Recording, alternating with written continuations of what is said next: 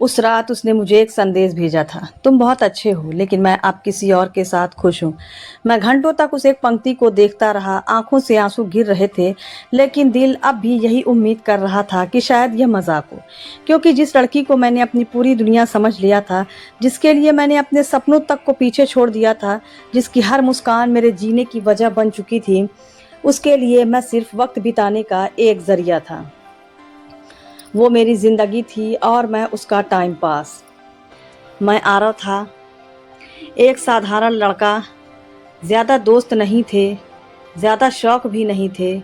मेरी दुनिया घर, काम और कुछ अधूरे सपनों तक सीमित थी।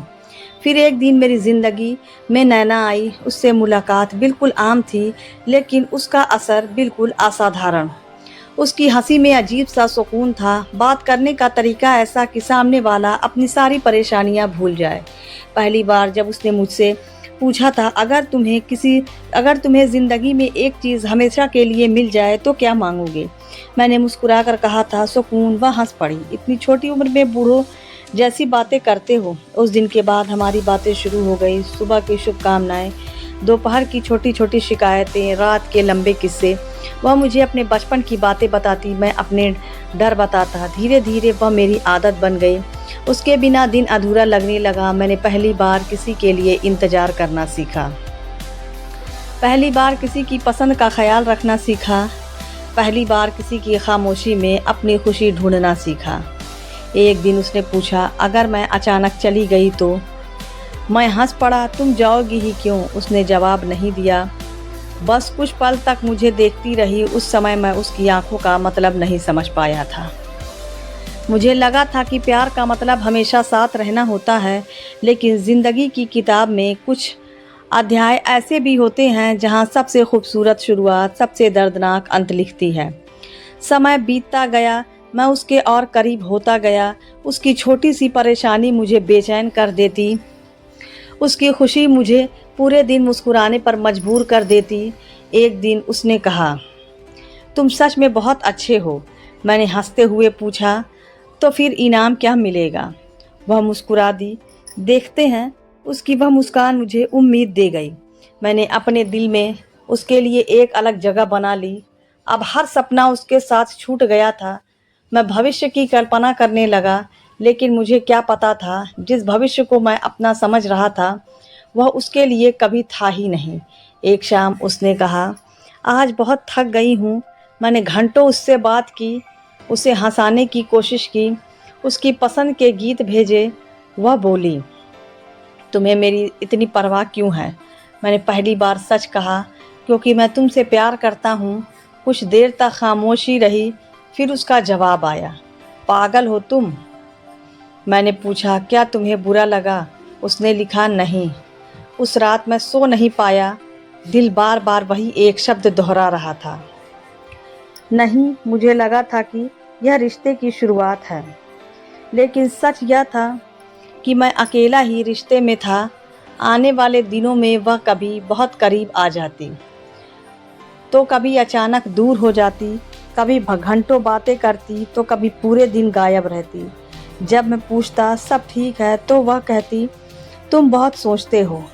और मैं चुप हो जाता, क्योंकि प्यार में इंसान सवाल पूछना छोड़ देता है। उसे डर होता है कि कहीं सवालों से रिश्ता टूट ना जाए। एक दिन उसने कहा, अगर कभी मैं तुम्हें दुख दूँ तो? मैं बिना सोचे जवाब दिया, तुम कभी ऐसा नहीं करोगी। वह कुछ पल चुप रही, फिर बोली, काश उस दिन भी मैं उसका मतलब नहीं समझ पाया, क्योंकि प्यार अक्सर इंसान को अंधा नहीं, उम्मीदों का कैदी बना देता है। और मैं उसी कैद में खुश था।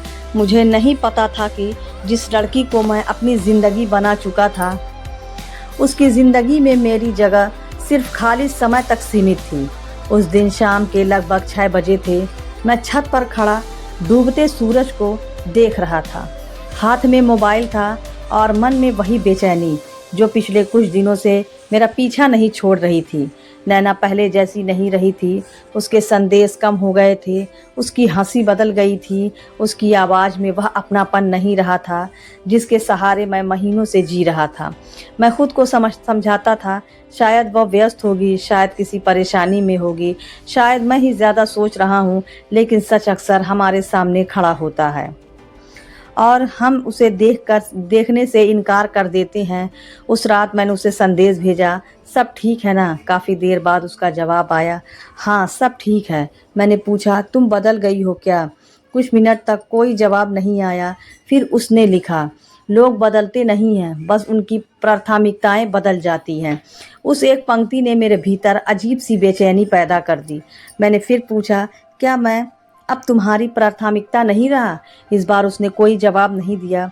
पूरी रात मैं जगता रहा। सुबह आंखें भारी थी, लेकिन दिल अब भी उम्मीद लगाए बैठा था कि सब ठीक हो जाएगा, क्योंकि प्यार करने वाले लोग आसानी से हार नहीं मानते। वे टूटने के बाद भी रिश्तों को बचाने की कोशिश करते हैं। अगले कुछ दिनों तक मैं ही हर बात शुरू करता रहा। मैं ही पूछता, खाना खाया, कैसी हो, दिन कैसा रहा, और हर बार जवाब छोटे होते गए, हाँ ठीक हूँ, अच्छा था। कभी कभी इंसान शब्दों से नहीं, खामोशी से दूर चला जाता है, और मैं उस खामोशी को समझकर भी अनदेखा कर रहा था। एक शाम मैंने हिम्मत करके उसे फ़ोन किया। उसने कॉल उठाई, लेकिन उसकी आवाज़ में वह गर्मजोशी नहीं थी। मैंने धीरे से पूछा, क्या तुम मुझसे दूर हो रही हो? कुछ पल चुप रहने के बाद उसने कहा, आरव तुम बहुत अच्छे हो। मेरा दिल बैठ गया, क्योंकि अक्सर बिछड़ने की शुरुआत इसी वाक्य से होती है। मैंने घबरा कर पूछा, लेकिन? उसने गहरी सांस ली, लेकिन मैं तुम्हारे साथ वैसा महसूस नहीं करती जैसी तुम मेरे लिए करते हो। मेरे हाथ कांपने लगे। तो इतने दिनों से जो कुछ था वह क्या था? वह चुप रही। मैंने फिर पूछा, क्या तुमने कभी मुझसे प्यार किया था? उसका जवाब आया, मुझे तुम्हारे साथ अच्छा लगता था। मैं टूटने लगा। अच्छा लगना और प्यार करना अलग होता है नैना। उसने धीमी आवाज़ में कहा, शायद मैंने कभी इस फ़र्क को समझा ही नहीं। मेरी आंखों में आंसू आ गए और अब वह बोली, अब मेरी ज़िंदगी में कोई और है। ऐसा लगा जैसे किसी ने मेरी सांसें रोक दी हो। मेरे आसपास सब कुछ शांत हो गया। मैंने कांपती आवाज़ में पूछा, कब से? उसने कहा, कुछ समय से। मैंने खुद को संभालते हुए पूछा, और मैं? उसका जवाब मेरी पूरी ज़िंदगी बदल देने वाला था। तुम मेरे मुश्किल दिनों का सहारा थे आरव। मैंने दर्द से पूछा, और अब जब तुम्हें कोई और मिल गया? वह चुप रही। उसकी खामोशी ही जवाब थी। मेरी आंखों से आंसू बहने लगे। मैंने कहा, मैंने तुम्हें अपनी ज़िंदगी समझ लिया था।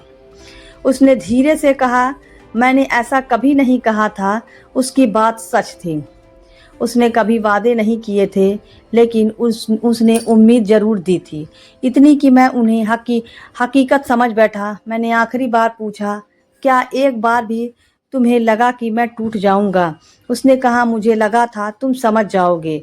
मैं हंस पड़ा। आंसुओं के बीच निकली वह हंसी बेहद दर्दनाक थी। प्यार समझ कर किया जाता है नैना, हिसाब लगा कर नहीं। उसने कुछ नहीं कहा। मैंने फ़ोन काट दिया। उस रात मैंने पहली बार महसूस किया कि इंसान का दिल सच में दर्द कर सकता है। मैं कमरे के कोने में बैठा रहा, मोबाइल बार बार हाथ में उठाता, उसकी तस्वीरें देखता, हमारी पुरानी बातें पढ़ता। हर शब्द अब मजाक लग रहा था। तुम बहुत अच्छे हो, तुम्हारी आदत हो गई है, तुम हमेशा साथ रहना। इन वाक्यों में मैंने प्यार ढूंढ लिया था, लेकिन उसके लिए शायद ये सिर्फ पल भर की भावनाएं थीं। सुबह हुई, लेकिन मेरे भीतर रात ख़त्म नहीं हुई।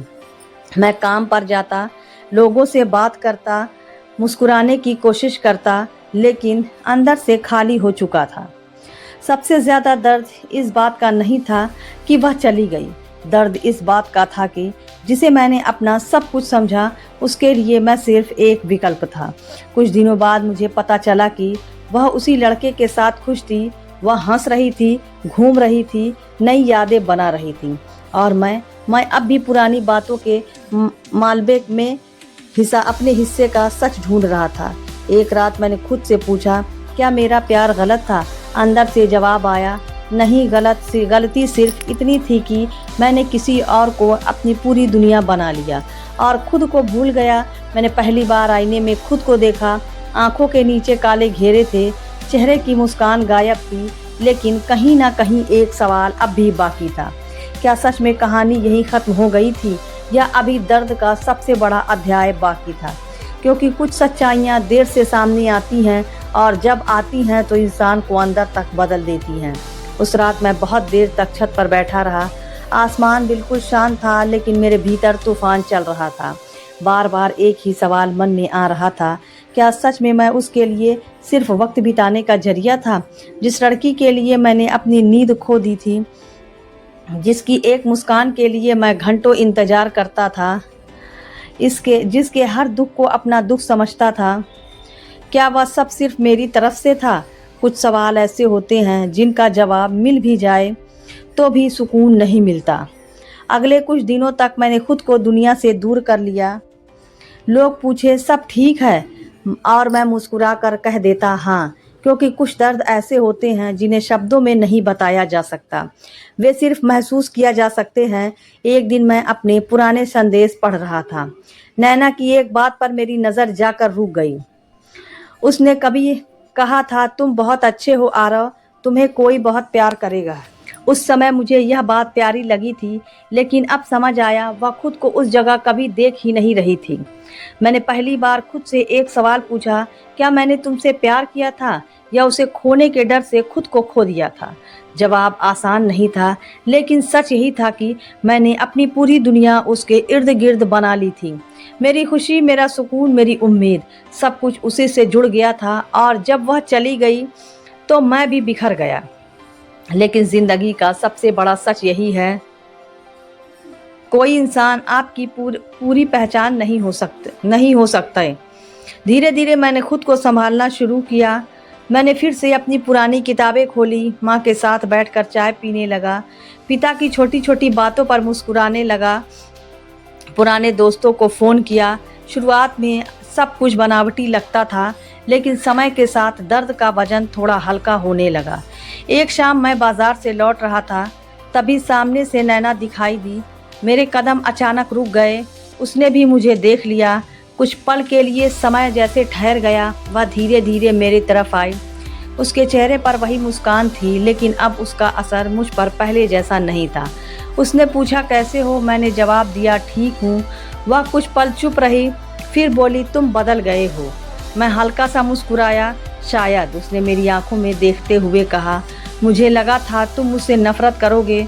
मैंने शांत स्वर में कहा, नफरत करने के लिए भी दिल में जगह चाहिए होती है, और अब वहाँ सिर्फ शांति है। उसने नज़रें झुका ली। कुछ देर बाद उसने पूछा, क्या तुमने मुझे माफ़ कर दिया? मैंने गहरी सांस ली। मैंने तुम्हें दोष देना बहुत पहले छोड़ दिया था। वह मुझे देखने लगी। मैंने आगे कहा, गलती तुम्हारी भी थी और मेरी भी। वह हैरानी से बोली, तुम्हारी गलती? मैं मुस्कुराया, हाँ, मैंने तुम्हें अपनी पूरी ज़िंदगी बना लिया था। उसकी आंखें भर आई। मैंने तुम्हें बहुत दुख दिया ना?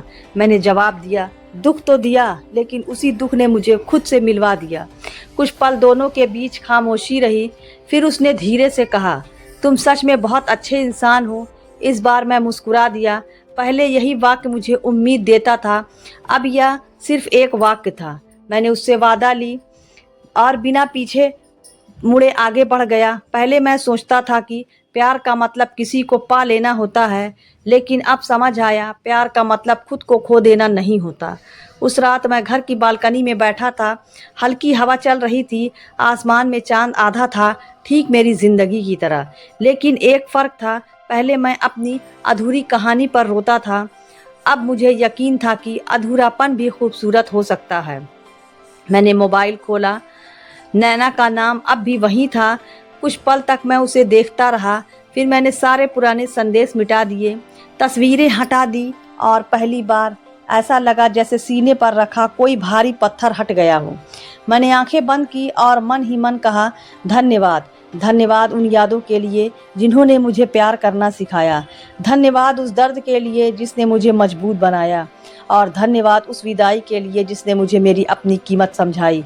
क्योंकि सच यह है, हर इंसान जो हमारी ज़िंदगी में आता है, हमेशा हमारे साथ रहने के लिए नहीं आता।